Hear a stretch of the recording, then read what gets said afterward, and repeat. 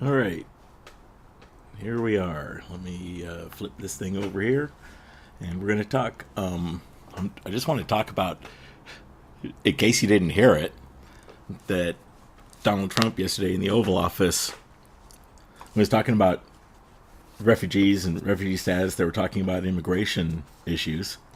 The whole premise of the meeting and all that is a whole nother ball of wax. But during the meeting, the president actually asked, "Why do we have to take the refugees from these shithole countries?" He went on to ask why. He had just visited with the leadership in Norway.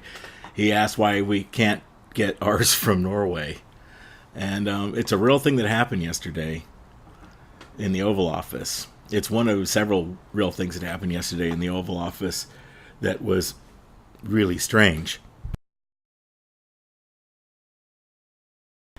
But we can only get into so much at a time, and I'm going to talk about this whole stuff right now. The way that the president talks about America and the world and about everything else is really nuts. And what's even crazier is the gaslighting that the White House and the media does to try to fix it and make it normal.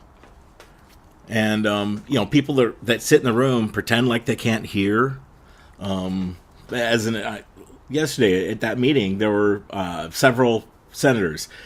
A couple of Democrats were called into a meeting, and they were surprised to see some hardcore immigration Republicans in the room. From what I've gathered, Cotton and Perdue, for instance. And some of them, none of them are saying that the president did not say that country. He actually, apparently he said that several times during the conversation, and he actually, I guess, readjusted it to say, well, not Haiti, they all have AIDS, but all the other ones, and that leaves Africa, right? So what he's saying is that the African countries are shitholes. At times he said things like the African, I think Nigerian refugees, once they get here, they'll never want to go back to their huts again. Really strange and offensive stuff. So shithole countries and covering up the whole thing. And so the White House...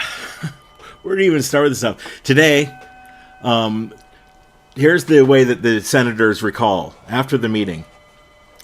Durbin said that Trump had said shithole countries several times. Graham was publicly silent, but just in the last few minutes has confirmed that he heard it as well. McCarthy, silent, doesn't talk about it. Goodlatte doesn't want to talk about it. Diaz-Balart was skirting the comments, and Colton and Perdue don't recall. So nobody's saying that it didn't happen. The whole thing, the interesting thing is that I believe that the whole shithole countries was a diversion, and it was a diversion from the FISA thing that he did earlier in the day, where within, I think it was about half an hour, he reversed himself. I mean, the first thing he sent out on the FISA Nunes law thing was that he sent something out early on that ragged on it, and then he half an hour later had to fix it. And he always he never goes back and says I was wrong. He just goes on to say, well, what I really meant was this, and he usually blames it on someone else, like Obama or Clinton. And I won't be surprised if somehow they aren't blamed at some point for the whole shithole countries business. So Haiti has AIDS. The Africans live in huts and are never going to come back, and the Norwegians are great. Something that's happening, though, again, is the Republican, mostly the GOP Congress, and the Republican politicians are not saying anything about it. They're just silent.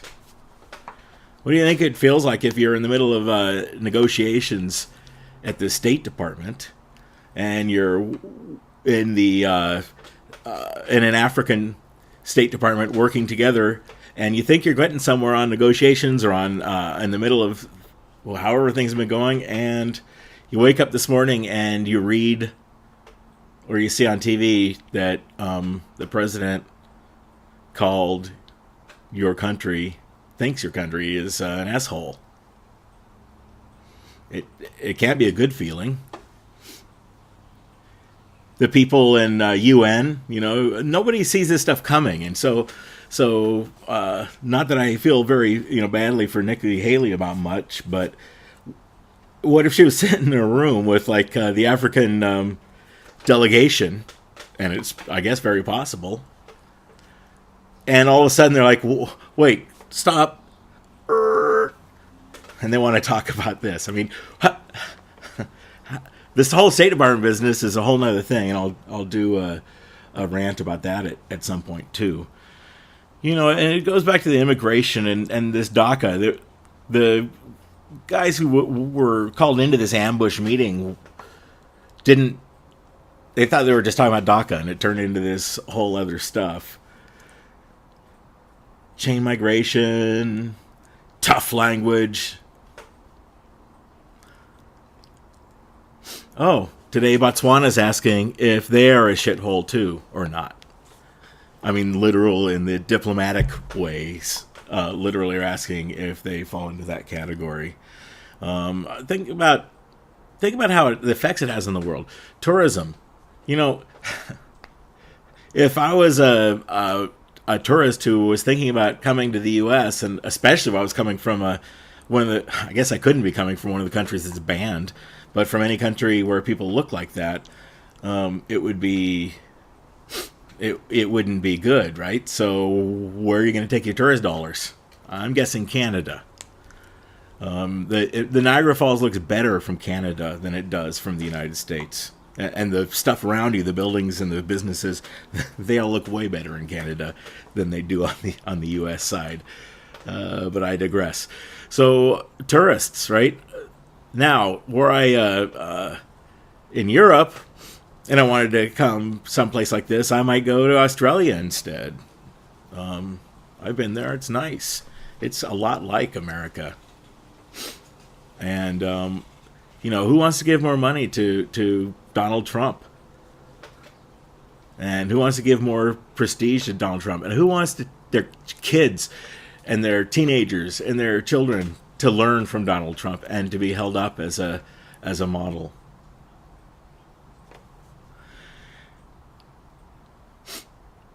It was maybe he brought it up to distract from the FISA tweets that he did within half an hour of each other that were opposite.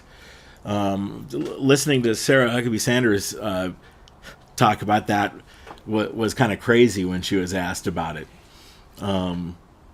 Katie Tur asked her, and it was like, the whole premise is ridiculous and it's obscene. I'm paraphrasing.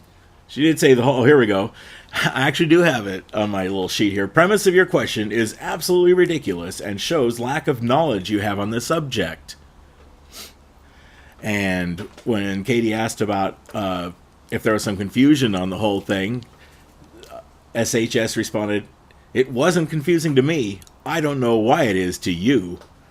There's a lot of weird bad vibes going on toward the press, as everyone can see, but it affects everyone. Everyone in the whole world can see the White House press secretary lying and or saying that what the president said an hour ago was not what the president said an hour ago, or saying that the president's tweets speak for themselves, and so forth.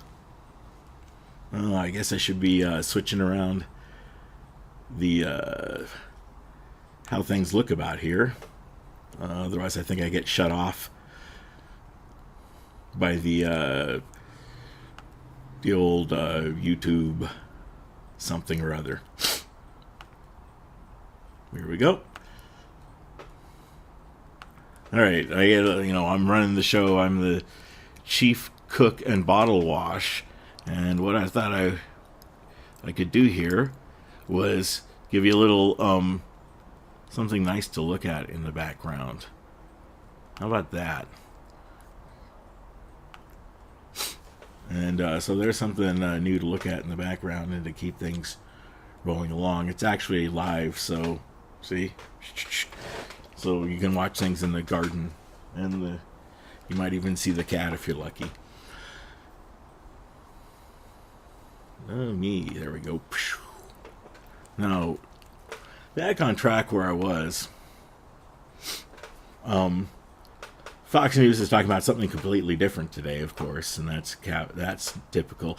So you're a European, or you're from anywhere else in the world, and you're looking at whether you want to give any business to the United States. I'll bet it's costing business in the United States. I'll bet that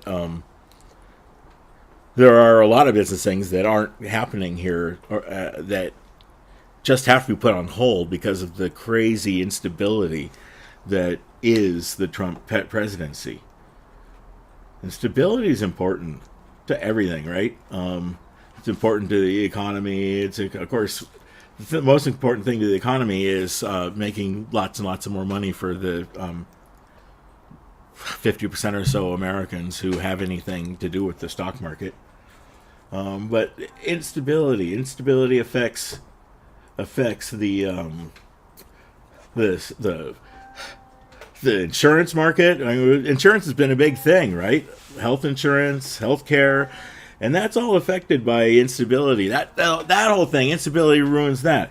How about tourism? If you were thinking about maybe coming to the United States and you were from maybe you were from England and you were brown, would you think twice about coming to the United States right now? If they even let you because of your national origin or whatever the ban thing they're doing today. Part of that reinforced again the other day. It's like every day there's 4 or 5 things. So I'm going to go back to the main thing here, which is the S-hole countries and the fact that the president is embarrassing, and it's obscene what's going on, and it's really upsetting that the people who run the entire government, I don't care what area you're talking about, the House of Representatives, the Senate, the Department of Justice, the FBI, they're all Republicans that were put in place by Republicans, and they always have been conservative institutions. Except for the White House, goes back and forth, and right now, even the conservative people won't own up or fess up to any of this stuff. I mean, so I'm a tourist, and I'm thinking about going somewhere else: Canada, Australia, Rarotonga. It's a beautiful place in the Tonga Islands there, off the coast of New Zealand. If I wasn't from Europe, but I was looking for a place like this, I might go to Ireland instead. I'm not recommending that people do that. I'm just saying that that's what I would do if I was not an American. And and I think that's about it. I just wanted to cover the stuff these guys were saying, what the people were saying today. He may have been trying to cover up for the cabinet meeting earlier on. It was the day after the cabinet meeting. The cabinet meeting, where he started by saying, "Welcome to my studio," and then it went on from there. And he gave a performance, and he listened to people say things, and he agreed to someone who sounded definitive. It happened to be Dianne Feinstein, talking about a clean DACA bill, and he jumped right on it, and he thought it was a great idea. And then and he started to say with heart, and he wants things that are with heart for Americans. Somewhere inside, he believes, he's surrounded by a few people who tell him what they want to tell him.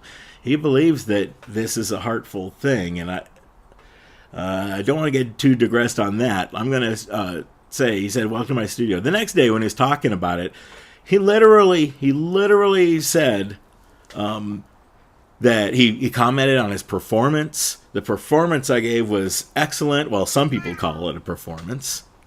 Oh, yeah, I have a cat, so he's going to talk while I'm talking, probably.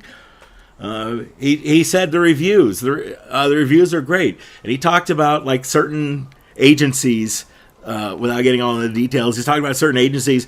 Like after the first hour, it dropped off, and or after the first he could tell like minute by minute blows. He was like a commentator talking about his performance in the reviews, and that's something he cares about.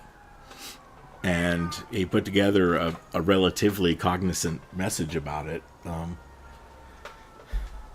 I think that's enough for now about this whole business. There's all kinds of immigration stuff to talk about, but I just want to cover what's going on right now. And I've got all kinds of stuff happening around me, so have yourself a lovely little day.